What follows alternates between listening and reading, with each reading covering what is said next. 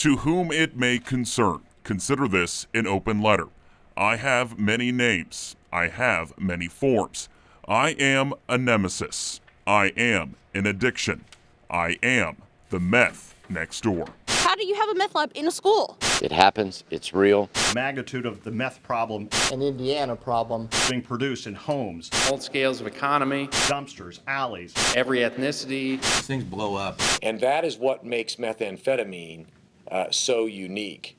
The first step in solving any problem is recognizing there is one. In 2010, authorities seized 95 meth labs, the most in the state that year. In 2011, authorities seized 130 meth labs, also the most in the state that year, and more than 26 states combined. 2012 brought progress, relatively speaking. There were 90 meth lab seizures in Vanderbilt County, ranking number 2 in the state. Statewide, Indiana State Police reported 177 meth lab seizures back in 1999. 1,395 meth labs back in 2010, and 1,437 meth labs in 2011.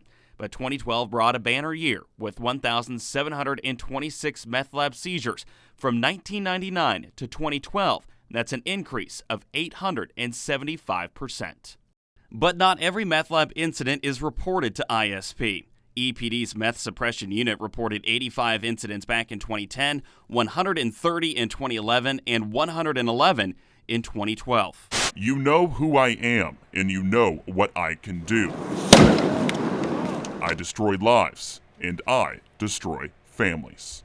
Children are among the victims, the saddest string of syllables in the English language.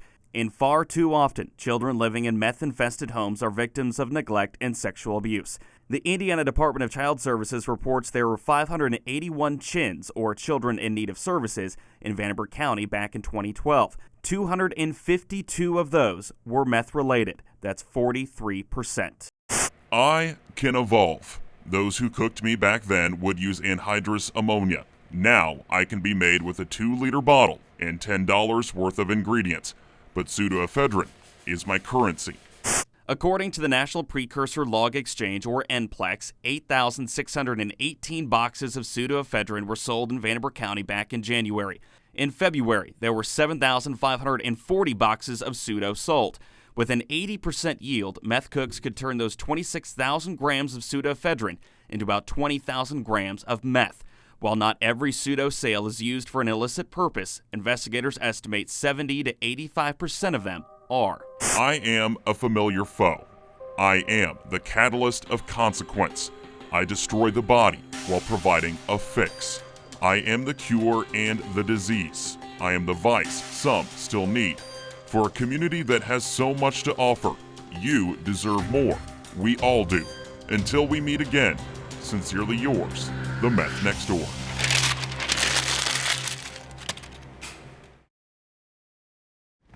All right, guys, lock your door. Suppressing the scourge starts with a stakeout. Evansville's elite meth suppression unit, consisting of just 4 people, fights the war on meth, one box at a time. Pseudoephedrine details are their weapons of choice. Just a half hour into the detail, a target stepped up to the pharmacy counter. More and more people going out and buying the pseudo just to trade it for currency, because at one point they were trading a box for $50. Undercover detectives followed 2 people from the pharmacy to their home. And after a traffic stop, detectives received consent to search a home on East Powell. Oh, I did not.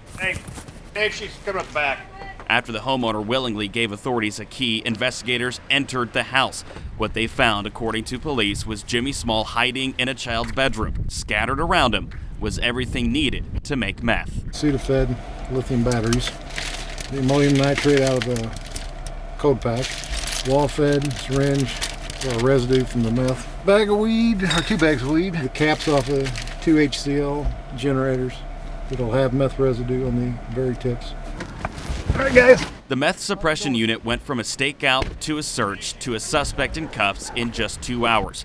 With more than 300 meth lab seizures the last 3 years, it's as much of a testament to their success as it is to the prevalence of the problem. And obviously we know there's a problem in Vanderbilt County with manufacturing methamphetamine, but also, I think it shows that through hard work, we kind of get the results that we're after. Results, they can speak for themselves. even when the suspects choose not to. Before the inception of Evansville's meth suppression unit back in 2010, the fight against meth was purely reactionary. Now it's about prevention. And part of that prevention centers around the currency of meth, pseudoephedrine. Not 15 minutes into this detail, undercover detectives watched this man walk up to a car before hopping into the back seat. He then got out and walked into the pharmacy. But he was definitely looking around when he was walking up to the door. Detectives then looked on as the National Precursor Log Exchange updated in real time. What it showed, according to detectives, was the man's purchase of pseudoephedrine. They're back. Yeah, a little black car just pulled back in. I think it was a white male driver, black male passenger, I'm not sure. After his purchase, the man walks out of the pharmacy and gets back into the car. Detectives say it's an obvious sign of smurfing. By recruiting other people to buy pseudoephedrine for them, meth cooks can skirt the system. Once he makes the exchange, I'm going to follow the black car and get a car stop. Yeah, I see him. They're pulling out on the side street now. Oh, yeah, they're going to drop him off. That's him walking there. Yeah. After following the man to a nearby parking lot and with enough probable cause, detectives pounced and quickly questioned him. He's saying he does not know those people, that they kind of flagged him down on the street, asked him to go by, and gave him $20. Okay, get a tape statement from him, would you?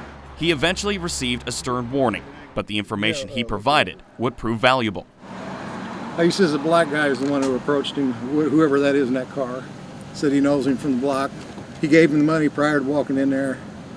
He gave him back his change, and then he gave him a $20 bill after he gave him the pseudo. Guess we'll go back over. Meanwhile, just down the road, uniformed officers stopped the black car for failing to signal a turn.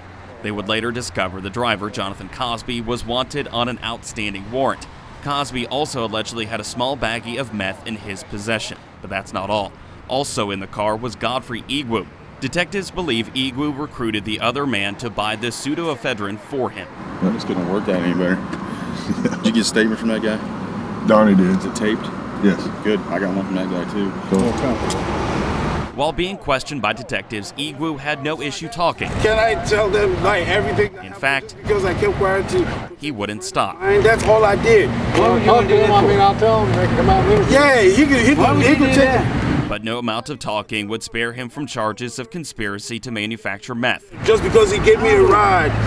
My mama asked. I know that, but man, I just felt bad for the dude, man. Well, I feel bad too, but I feel bad as I was walking away in the clear blue sky. Right. On my mother's life. Today was not my day.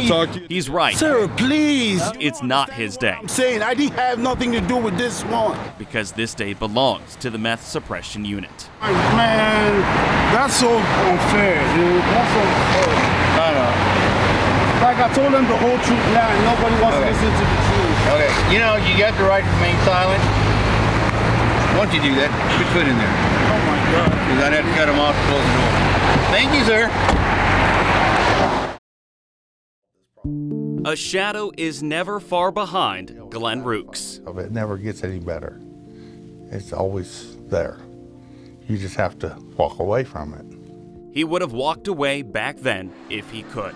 He would have never gone to that bar that night and met that girl. He would have never said yes. My mother passed away. My father passed away, or my stepfather passed away within 2 weeks, and my grandfather passed away within that month. And then my wife of 18 and a half years decided she was going to divorce me. So life kind of came crashing down on me. And all the pieces fell around methamphetamine. Curiosity became a craving. 1 gram, then another, and another. Every high, every low, every fix for 5 years. You know, everybody goes, I can't believe you, Glenn, after watching your mother. My mother died at 55 from drug problems. Those problems brought Rooks to the bottom. Those problems earned him 2 convictions and time served. Those problems showed him the reason he needed to recover. Wish I'd never done it. I missed my daughter's 16th birthday for sitting in jail and still making amends for those things. It's been a long time making up for things that you did wrong for a few years. It's been 6.5 now and I'm still not there. Rooks' recovery has been a process measured by small glimmers of clean and sober progress. There were people who literally had control of my life, said, no, he's a good man, we'll give him a chance. I owe them something, I think. So much in life depends on the message. Even more depends on who's sending it. Rooks chooses to pay back all of his debts by witnessing to others. They're worth it. People are worth taking a risk on. He can't take back that night, that bar, and that decision, but Rooks always looks forward because he knows the past is never far behind. Someone's got to be there for you, show you that, you're still you.